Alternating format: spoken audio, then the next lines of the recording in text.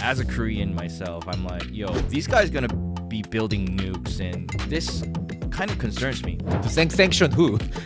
I mean, North Korea has already been on sanction list for many years. Outside crypto, look at and see crypto as is very crime related. AI has been dying, but if you actually go to This material is for informational purposes only and is not intended to provide accounting, legal, or tax advice, or investment recommendations, or an official statement of Presto or its affiliates. Hello. This is the Presto Research Podcast, episode 1. Hello. What's up? What's up, Min? hey, Juyuk. Hey, Peter. Hey, how are you doing? And Rick. Hello, everyone. Yeah, this is the Presto Research team. We teamed up for an all-star podcast, and today we want to first cover the ByBit hack, which happened very recently. And I think everyone kind of knows this, but I'll just do a quick recap of this topic. Well, basically, the North Koreans, our brethren, hacked ByBit for billion dollars of Ethereum. And the hacker actually made these very interesting moves to hack the ByBit cold wallet. Since I'm not a technical person, I asked Grok how to understand this. And basically, they swapped the UI of the signer, the multi-sig signer interface, to fool the people on the ByBit side to sign a malicious contract that actually changes the contract logic to send funds or give them authority to handle the funds that are meant to be ByBits. And now they are in the process of laundering their money. And I've seen these, I forgot the exchange name, but there's this one exchange that was allowing North Korean hackers to deposit their money into their exchange, but since they don't have that much Bitcoin liquidity in that exchange, as long as I know, my last update is they were not able to swap their Ethereum to Bitcoin that much. But I think this is sparking a lot of concerns in the community in terms of long-term security, into like nation state attacks onto the Ethereum mainnet. Like, how will this like actually evolve in terms of political, like geopolitical matters and all that? And as a Korean myself, I'm like, yo, these guys gonna be building nukes and, you know, doing some bad things with that money. And this kind of concerns me. Does anyone have any thoughts on this one? Yeah, I mean, I think North Koreans been active in the hacking scene for some time now. I think the last time they were really quite active was maybe in 2022, I think, or 23. They did the record hacking exceeding something like $1.6 billion, I think, and total throughout the whole year. The multiple hackings, and then I think they quiet down a little bit last year, and then this year in one go they hacked 1.6 billion. So it's quite a lot, and I think I got some questions from some people that how come North Koreans are so good at hacking? I don't know.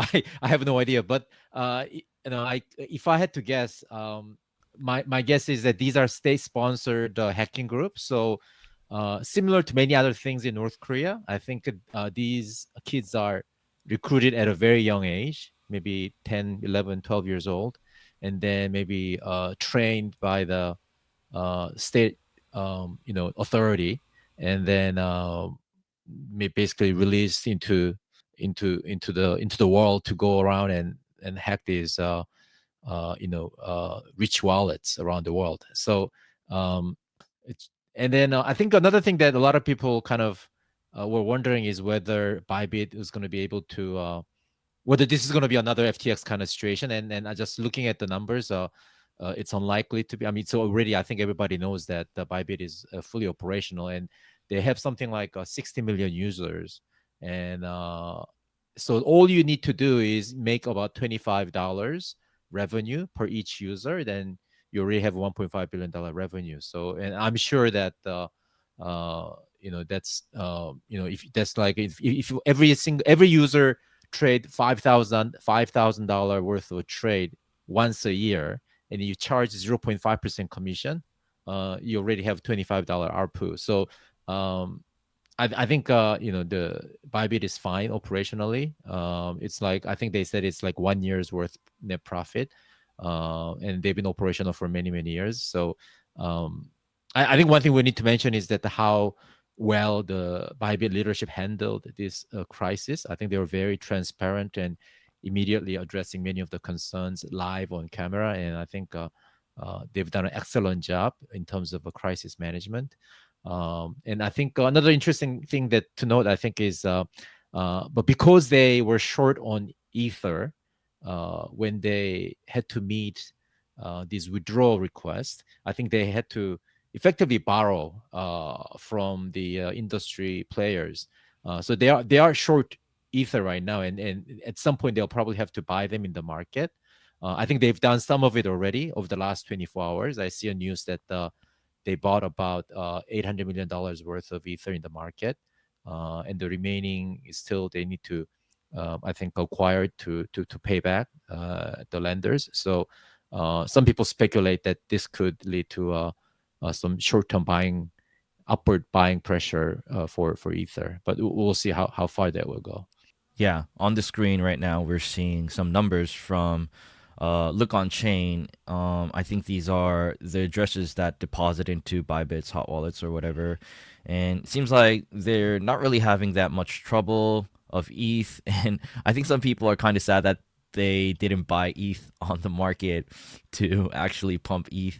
But like I think we can talk more about like these OFAC sanction possibilities. Like I've seen on the timeline Bitcoin maxis and a lot of people fighting each other, like how the government and people should deal with these things. Like they were like, oh, we should abolish pump.fun. We should arrest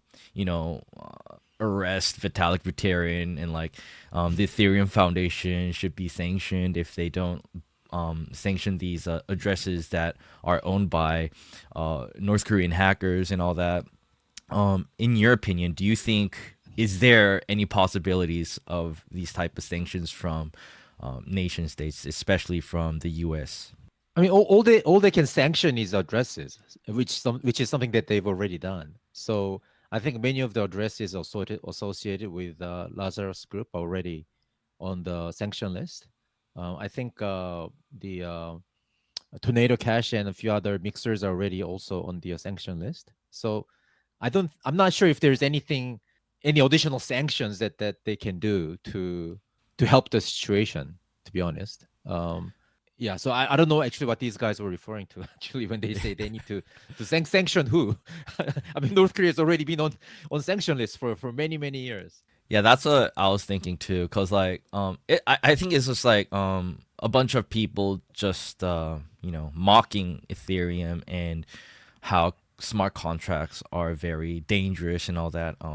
This just popped up on my timeline, and I was just thinking this is, it could be a possibility, because if they have hacked 1.5 billion worth of dollars and they are a nuclear power actually, and they are actually threatening our democracy and our military capabilities, and they will use that money against us, wouldn't that make the US to be more, let's say, inclined to do something? I don't know, but it's not totally out of the realm of possibilities in my opinion, but I guess we'll have to see. I think we can go to the next topic. Last week we had a Consensus Hong Kong, Min and Peter and some other boys from the Presto team. We all had dinner together. It was good vibes, and I want to, hear some. What were your impressions on Hong Kong, Consensus overall from Min? I think, I don't know if it's just me, but I thought it was pretty much institutionalized. If you went to the actual main conference, and if you look at all the booths, it was more of a crypto service projects rather than the token projects. So it was more about the crypto trading or crypto wallet, crypto custodies, or maybe because we just hosted events with Whistle and Circle, which is very, I guess, institutional guys. So I kind of feel lots of institutional interest in the crypto market, whereas I saw less degen kind of stuff. But and people have been saying that AI has been dying, but if you actually went to the AI events, it was like packed with people. Like I have been like waiting in the like elevator for like a couple minutes, so I can still feel lots of interest on the AI side and also institutional side as well. Is it because you're all in Hong Kong? I guess like there's a big institutional push in Hong Kong as a city. Yeah, I think Hong Kong went through stages in terms of their approach to crypto. So in the early years, it was hands-off approach. Basically, said that whoever does business in crypto, as long as you don't provide a service to the Hong Kong public, you can do whatever you want, as long as you are so-called sophisticated investors, as opposed to retail investors. Those are the days when somebody like FTX, for instance, came to Hong Kong to establish their operation. So when they opened an exchange initially, it was under those era where they, as long as they didn't provide a trading service to the locals, they could do whatever the heck they want. I remember, like, I tried to log into FTX as a Hong Kong resident, and the warning sign popped up saying that please make sure you are please prove that you are a sophisticated investor, and I had to like provide my income and whatever the years of experience in banking and stuff like that. Now those eras are gone. Starting from 2022, Hong Kong government came up with a blueprint on how to legitimize and further develop Hong Kong crypto industry. And one of the things, I mean, they're doing many things, but one of the things they did in terms of exchanges is come up with a license regime where exchanges are required to acquire two types of license, which are usually given to the brokerage houses, but upgraded version, so that the upgraded version is something that can handle the digital assets. And but they also have to find some. The exchanges will also have to follow some guidelines. One of which is you limit the number of coins that you offer on your exchange to a very short list, and then also there like no derivative transactions or no margin trading, of few constraints like that. So that's and the reason why they had that approach with exchanges and even for other services more broadly is because they view crypto as a technology that can strengthen the legacy banking and financial industry.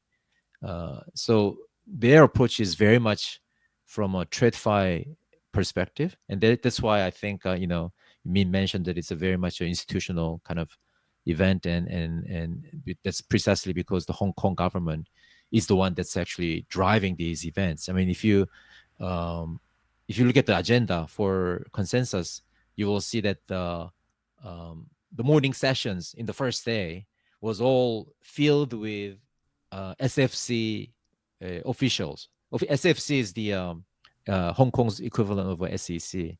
And then these were allocated to the SFC officials talking about their roadmaps and initiatives and things like that. So yeah, it's a very much kind of a banking, TradFi, institutional driven event. And some people, I think, went out and called it very boring because there's not enough degen vibe, and that's probably true.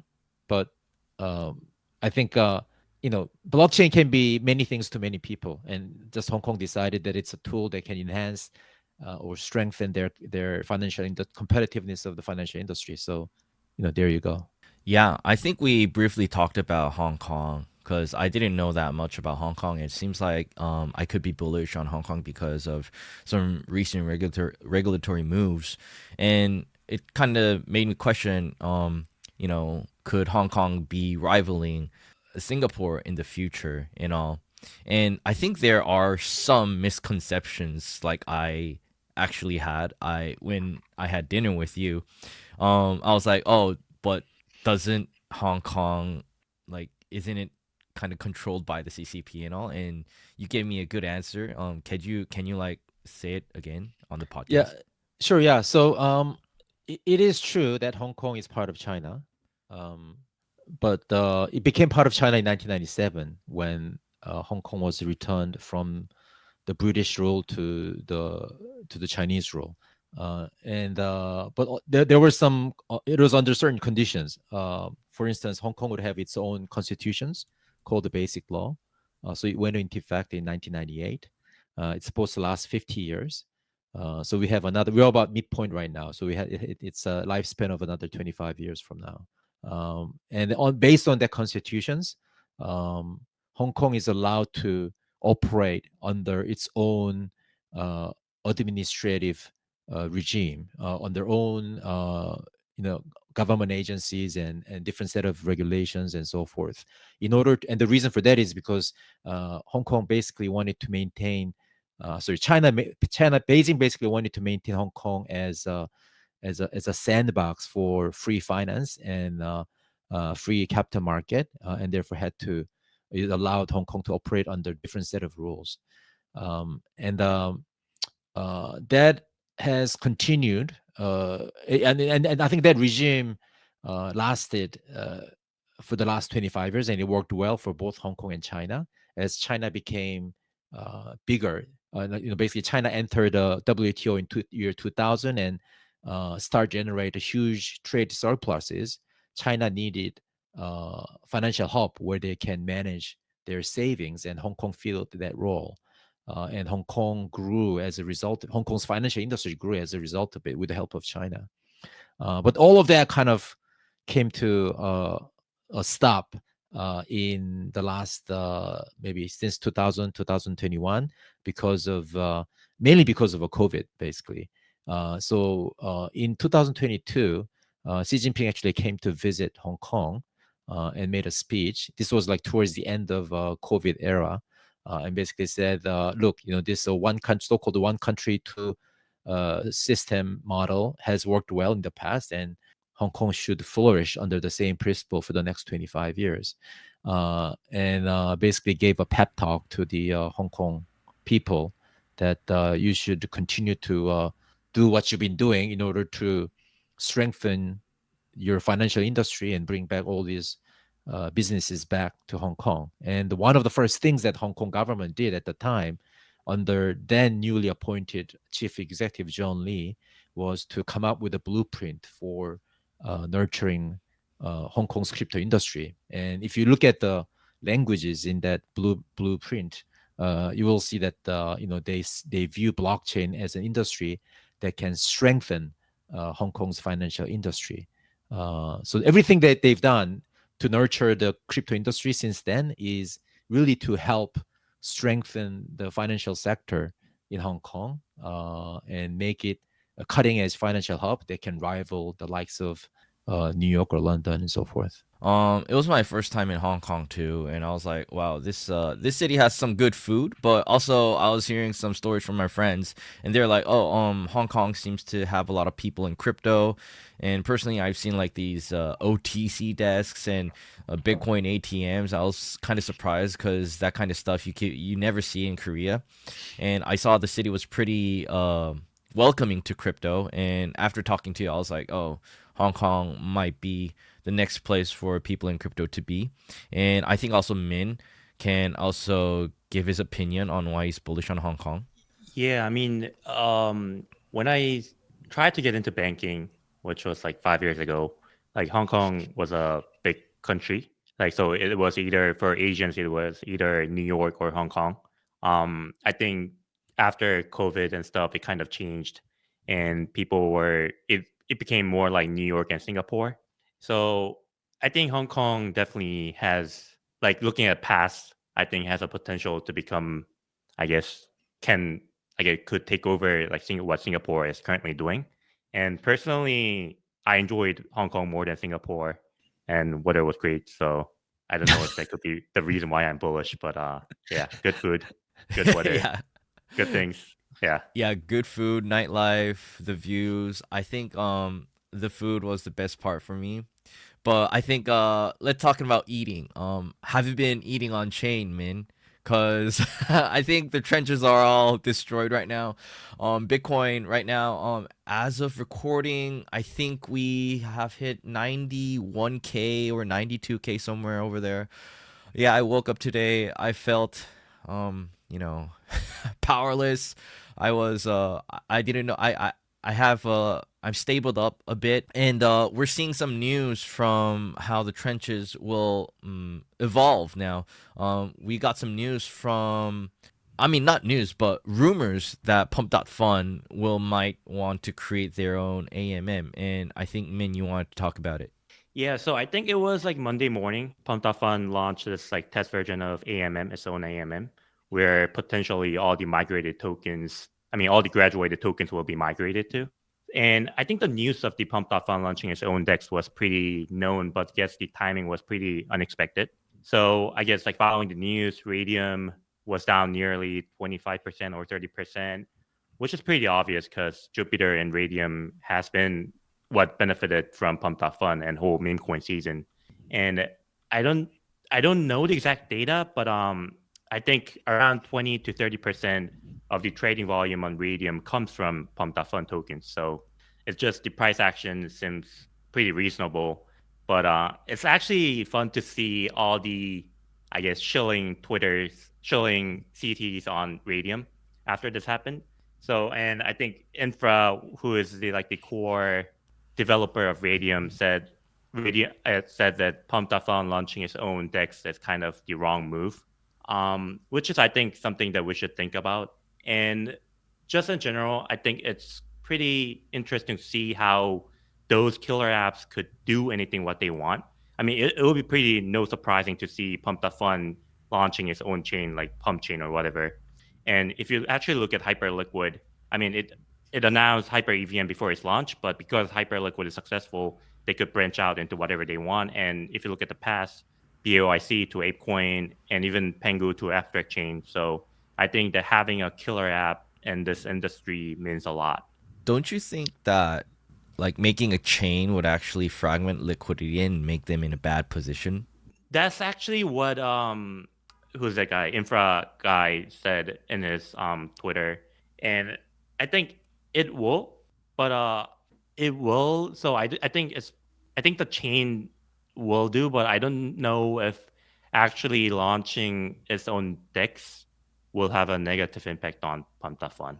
I have a question. So why were the Radium guys saying that launching their AMM is not a good idea?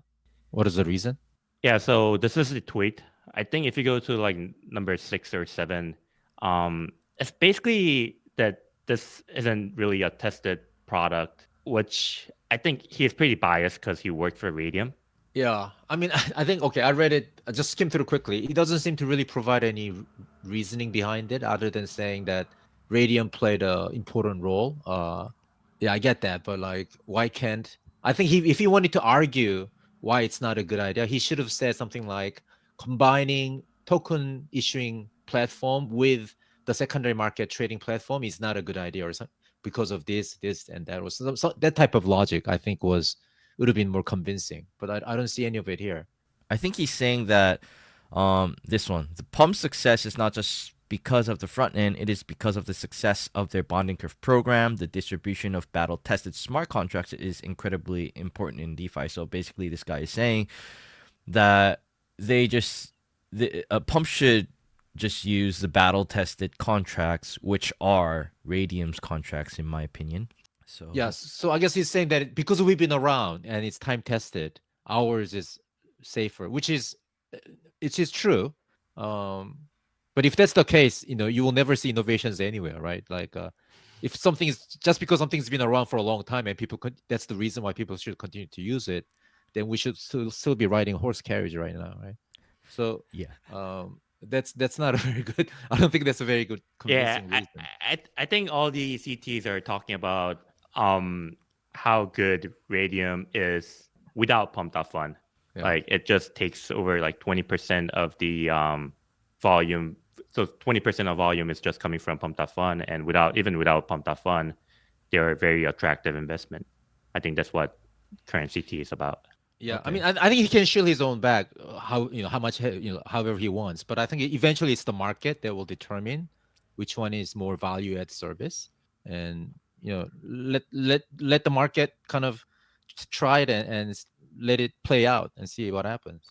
Actually, one of my friends, he suggested this idea of creating an AMM for pump.fun. I mean, not pump.fun, but actually a new type of AMM where AI can manage your liquidity positions and have a very, very concentrated liquidity algorithm so that you don't need that much, liquidity to actually facilitate trades efficiently.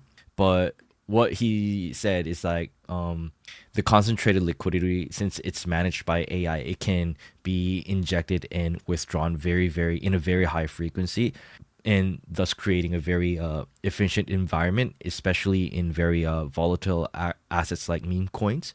So that he was like, oh, in a business perspective, we can actually integrate this and propose this to the pump.fun team so that they can integrate it. But I don't know if these guys are actually thinking about the same thing. But I think there is some room for improvement for pump.fun in terms of these liquidity programs, because there's a saying that radium the Solana that is tied up in these liquidity pools are like hundreds of millions of dollars. I know that is kind of a flawed logic, but still, it's lost money basically there. And if we can actually manage liquidity in a more efficient manner, then that'll be a net positive, in my opinion. Yeah, I mean, I agree. I think it's a net positive for the industry because and who knows whether pump.fun is gonna do better than Radium, but I think by introducing a competition, Radium can also, they can try to improve their own service, and the net result is a better service for the industry and market participants. So, whatever the eventual outcome may be, I think is good for the industry. Yeah, and talking about the industry, last week, was it last week? Anyways, I think the aftermath is still lasting. The Libra scandal. Is this a scandal? Is this a political scandal now? Because the president is now being, I don't know, impeached, sued by the opposition party in Argentina. And we got this whole, I don't know, confession piece coming from CoffeeZilla, the guy, I forgot his name. The guy Hayden from, Davis. Oh yeah, Hayden. Yeah, the guy. Hayden Davis. Yeah, my man Hayden has actually confessed all his crimes on camera, and I think Rick wanted to talk about this topic. Yeah, it's a very weird one. Your boy Hayden, it was almost like a SPF-esque meltdown. He went on a bit of a media tour kind of thing where he admitted to literal crime. Very strange. So I'm sure everyone knows what happened, but Javier Milei, the president of Argentina, promoted Libra. Was it last week or the week before? It feels like there's been a full cycle since then. But it's a now deleted tweet. And he said something like, there's some private company that looks promising or something. So he distanced the government from it. But I mean, I think the point is that no proper politician would have done such a thing, regardless of how it was tied to the government. But there's a lot of moving parts. So Hayden Davis's Kelsia Ventures, they're kind of like a family brokerage, almost like a people broker, power broker. They connect influencers and they help facilitate the launch and stuff through Meteora, which is the same exchange that Trump's coin was launched on. Jupiter is, I mean, most definitely involved. I don't think there's anyone that believes they weren't involved. And so it's a bit of a shit show. For what it's worth, I have an issue with these even being called meme coins, because I feel like these are just scam coins, because to me meme coins should have some like a egalitarian aspect, you know, and it's a bit of a silly taxonomical like distinction, but like the essence of meme coins shouldn't be in like 80% insider allocations, you know, and exchanges being notified. There used to be this like wholesome distributed genesis and collective ownership and stuff, but now they're just like the sole purpose of cashing out through like deceiving buyers, which is pretty insane. And then so I guess it's not really like just the naming, but the purpose. Like, does it serve that communal meme expression, or is it just an extractive vehicle? Obviously, I'm being very cringe by being philosophical about the labeling of mimetic cryptocurrencies. But I feel like this shit matters because when probably around the time Min and I and Peter left TradFi, people looked down on crypto and like Dogecoin and JPEGs and Ether rocks, like, oh, that's so silly, you know. But that's fine. Like, I am silly and I'm immature, but it wasn't malicious and there was no crime. But I feel like the new narrative that people outside crypto look at and see crypto as is very crime related. So I feel like this is a pretty big issue, and when it becomes like state state involved, it's even worse. But yeah, what do you think? I actually, because I haven't been really following the mechanics of meme coin issuance, so I actually have a question. So you know how like early part of a meme coin cycle, the reason why people liked it was because of fair launch, right? Everybody starts from an equal footing. There's no like pre-allocation to anybody, and now it seems like that's not the case with the more recent meme coin launches. And why can't people see that on the blockchain? Why do they not, or can they see it but just buy it anyway because they are so driven by the greed? Is there something I'm missing? What's going It's on here? all visible. Obviously they do these like distributed wallets and whatever, but Yeah. it's visible, and we can like that's why we can tie this with the same team that launched basically the same team that launched and sniped Melania coin as well. Hmm. But I guess this is kind of like a pyramid scheme. Often people know what they're kind of getting into, but then the having that carrot dangled in front of your face, and then it's a bit irresistible.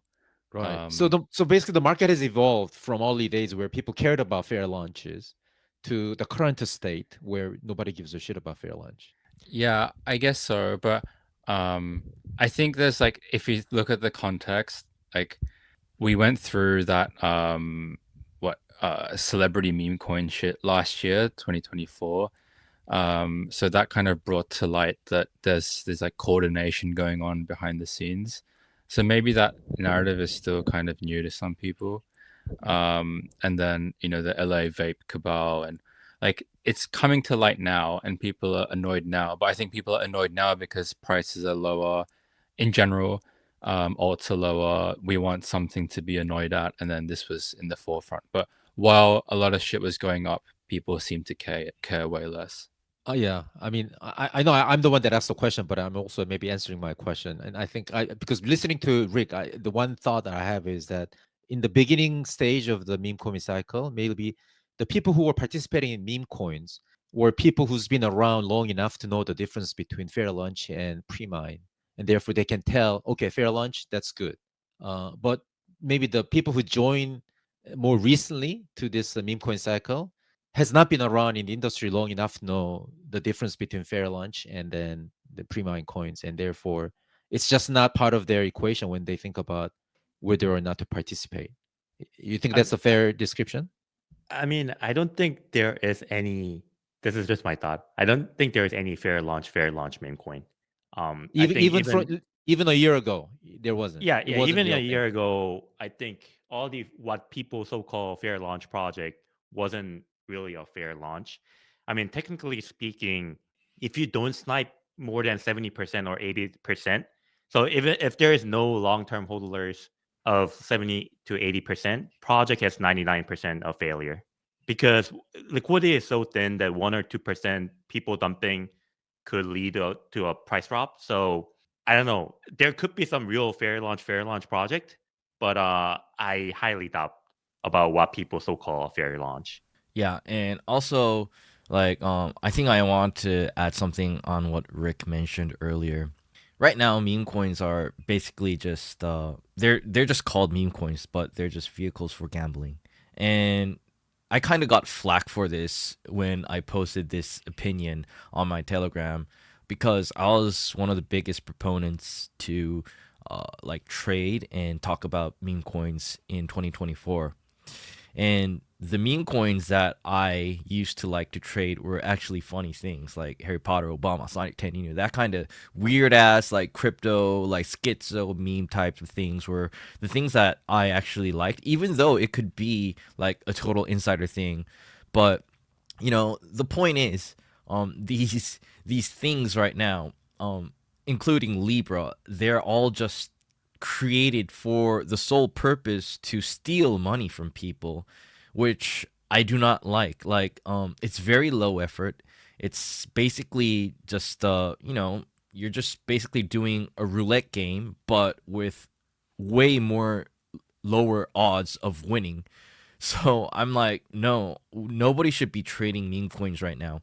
And yeah, the whole meme coin, like the category of meme coins has just devolved into something that I don't want to touch anymore. Jihyuk, so when do you think it became like that? Like, so that was I was, my point was that at the beginning of the meme coin cycle, it wasn't like that, maybe.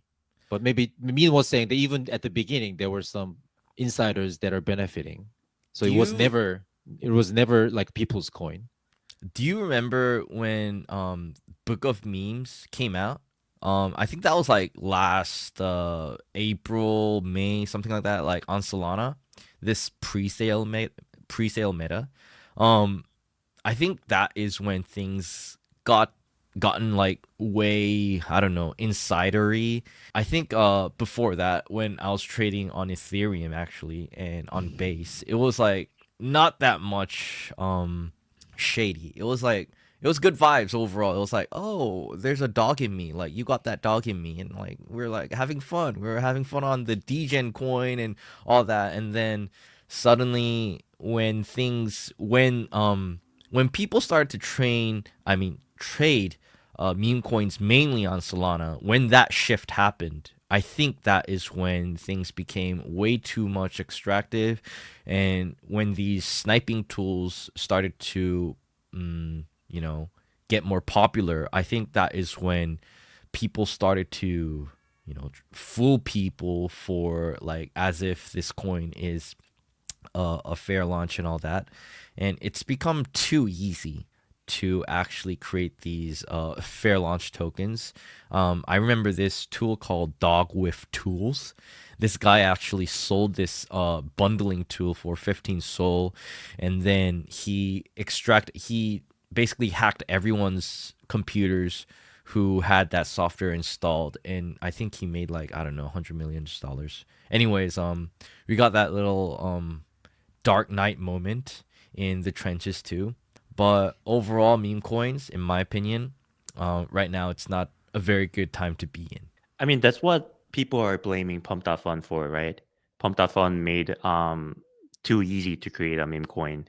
And there are kind of debate right now because meme coin is kind of dying, whether pump.fun is actually good for the industry or not, which I think is a good thing. I mean, I don't know if it's a bad thing for the industry, but yeah, I think at the time when pump.fun launched and it was too easy to create a meme coin, it just became people chasing for profits rather than creating a cult or stuff.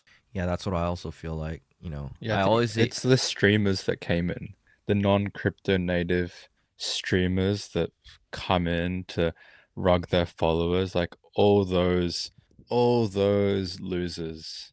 Like that I feel coincide with the like on Solana and pump.fun shift that you two mentioned just now. And then it's been sentiment wise down only, and then liquidity dispersing across many different things. And like I really hope, like if no one gets properly in trouble / arrested for the Libra thing, I would kind of lose faith in, because insider trading is insider trading. It doesn't have to be on securities per se.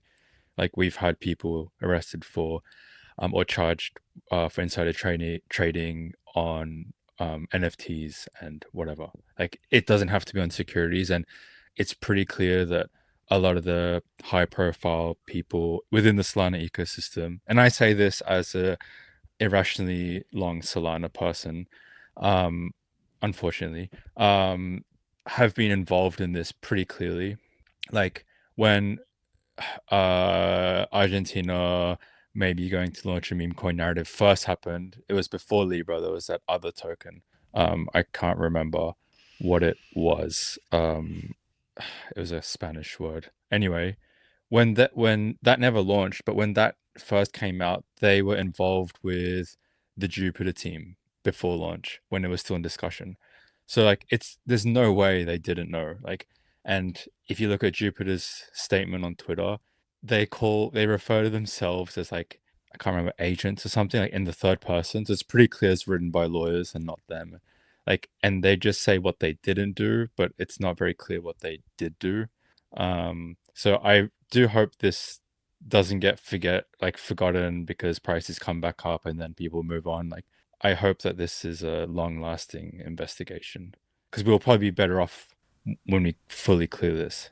Yeah, I think we'll have to wait another 4 years in these conditions for actually come back. And yeah, I think markets are not good, and the memes were, I think they signified how lively the markets were.